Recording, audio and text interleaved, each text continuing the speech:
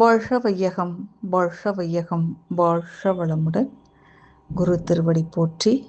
கற்றுத்தரும் வழிகாட்டிகளை தேடி கண்டடைந்து பெற்றுக்கொள்ளும் போதனைகளை மறக்காமல் பின்பற்றி போற்றுதலுக்குரிய பெருவாழ்வு வாழ்வதற்கு வழிகாட்டும் ஆசான் அருள் தந்தையை வணங்குவோம்.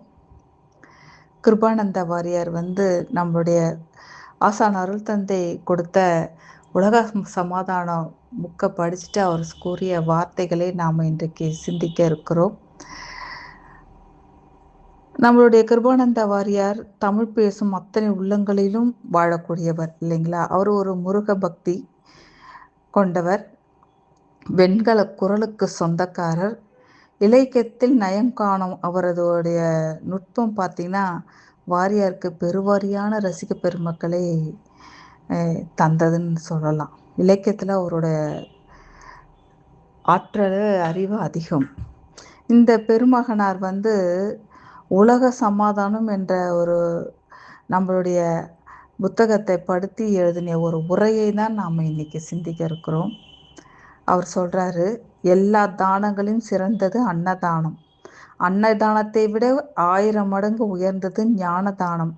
ஞான தானத்தை விட 1,00,000 மடங்கு உயர்ந்தது நிதானம். இந்த நிதானத்தை விட கோடி மடங்கு உயர்ந்தது சமாதானம். கலக்கமின்றி உலக சமாதானமாக வாழ வேண்டும்.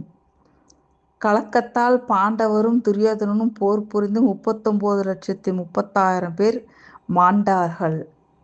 கிருபானந்தர் வாரியார் சொல்லிட்டு வர்றார், மாண்டார்கள். பல மதங்கள், பல சமயங்கள், பல கட்சிகள் இருக்கலாம். ஆனால் சமாதானமான வாழ்வு வாழ வேண்டும். மதங்கள் பலவாக இருப்பினும் அவற்றின் ஒத்த பயன் ஒன்றுதான் அப்படிங்கிறார் அவரு. பசுக்கள் நிறைய பலவாக இருந்தாலும் அதாவது ஒரு பசுவோடைய கலர் எவ்வளோ இருந்தாலும், எத்தனை கலர் இருந்தாலும் பாலின் நிறம் ஒன்று தானே அப்படிங்கிறாரு. அதாவது கருப்பு நிற பசு இருக்கிறதுனால கரும்பு நிறத்துல பால் கறக்குது.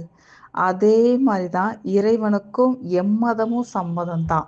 இந்த மதங்கள் ஒன்றை முன்னோர்கள் எதுக்காக படைத்தாங்கன்னா, எனக்கு எது ஈஸியோ அதை இப்படி எனக்கு இப்படி இந்த இந்த வழிக்காரங்க பின்பற்றபடி போனாக்கா நீ இறைநிலை உணர்றதுக்கு உனக்கு ஈஸினா நீ அப்படி போ. அந்த மதத்துக்காரங்க பின்பற்ற வழியை பின்பற்றிட்டு போனா இறைநிலையை உணர்றது உனக்கு ஈஸினா அப்படி பின்பற்றிட்டு போ அப்படின்றதுக்காக வழிவகுக்கப்பட்டது தான் மதங்கள். ஆனா இன்னைக்கு அந்த மதங்களை வைத்து இன்னைக்கு நிறைய என்னெல்லாம் நடக்குது இல்லைங்களா? இப்ப இறைவனுக்கு பார்த்தீங்கன்னா எம்மதமும் சம்மதம் தான்.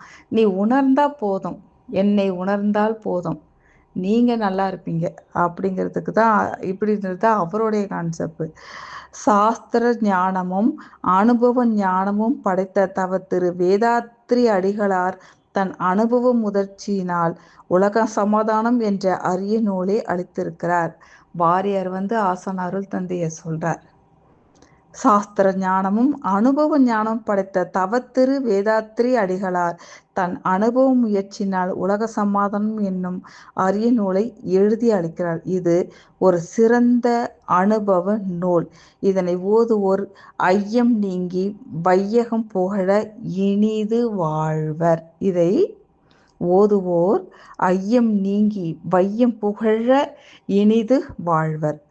அவர் சொல்றாரு, அவருக்கு அதுலயும் இலக்கிய நியாயம் படித்தவர் இல்லையா? உலக சமாதானம் உத்தம நூலை அளவிலா அமன்பால் அளித்தான். பல கலைகள் கற்ற வேதாத்ரி காசில் திரு முனிவன் நற்றவரும் போற்ற நயந்து. பாருங்க, கிருபானந்த வாரியார் நம்மளுடைய உலக சமாதான திட்டத்தை கொடுத்த ஆசான் அருள் தந்தையை எந்த அளவுக்கு போற்றி புகழ்ந்து எப்படி கொடுத்துருக்கிறாரு பாருங்க. ஆசான் அருள் தந்தை அவர்கள் இன்னொருத்தரும் அவரை புகழ்ந்து அவரை சொன்ன சில வார்த்தைகள் இது. He is a self madman.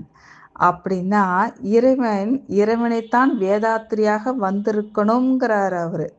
இது சந்தேகத்துக்கு எந்த இடமே இல்லை. இவரை போல ஒத்த ஒரு மகானை நான் கண்டதும் இல்லை. ஒன்றை எடுத்துக்கிட்டார்னா அதில் பைத்தியம் மாதிரி விலகாமல் இருந்து இன்னைக்கு ஒரு உலக சமாதானம் என்ற ஒரு இவ்வளோ பெரிய ஒரு பொக்கிஷத்தை கொடுத்து அதை உலகம் முழுக்கும் கொண்டு போகிற ஒரு இதில் அவர் எவ்வளோ முயற்சி எடுத்திருப்பார். பைத்தியம் மாதிரி அலைஞ்சிருக்கிறாரு பாருங்க. யாருக்காக? உலக சமாதானம் நம்ம நல்லா இருக்கணும் என்பதற்காக. ஆனால் இன்றைக்கு எப்படி போயிட்டுருக்கு பாருங்க. இன்னைக்கு சூழல் எந்த மாதிரிலாம் போயிட்டுருக்கு. ஏதோ நாளைக்கு எலெக்ஷன் எப்படிலாம் போயிட்டுருக்குன்றத பாருங்க. ஆசான் அருள்தந்தை எப்படி பைத்தியம் மாதிரி உலக நன்மைக்காக எப்படிலாம் பாடுபட்டிருக்காருன்றத பாருங்க.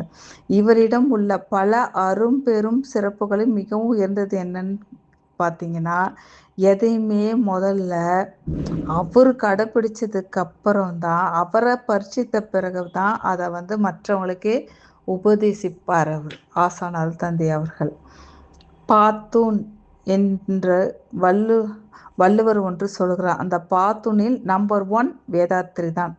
உயர்ந்த அரிய விஷயம் எல்லாவற்றிலுமே நம்பர் 1ஆக தான் அவர் திகழ்கிறார் என்கிறார் இன்னொரு மகான். அவருடைய 68வது பிறந்த நாளில் சுத்தானந்த பாரதியோட உரை இது.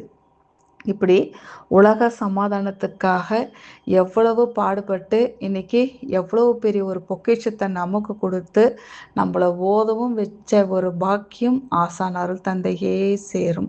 இந்த உலக சமாதானத்துக்காக எவ்வளோ யாராரோ இன்னைக்கு என்னென்னத்துக்கோ போட்டி போட்டுட்ருக்காங்க. இப்படி உலக சமாதானத்திற்காக பாடுபட்ட இந்த மகானை நம்ம என்றென்றும் நினைவில் கொண்டு அவருடைய வழியை பின்பற்றி தானும் வாழ்ந்து இந்த மாதிரி எலெக்ஷனில் நின்று தான் வரணுன்ற மாதிரிலாம் இல்லாமல் தானும் வாழ்ந்து பிறரையும் வாழ வைக்கிறதுக்கான வழிமுறைகளை தந்த ஒரு குருவை நாம் பிடிச்சிருக்கிறோம். அவருடைய வழியை பின்பற்றி நாமும் வாழ்ந்து பிறரையும் வாழ வைப்போம். வாழ்க வளமுடன், வாழ்க வளமுடன், வாழ்க வளமுடன்.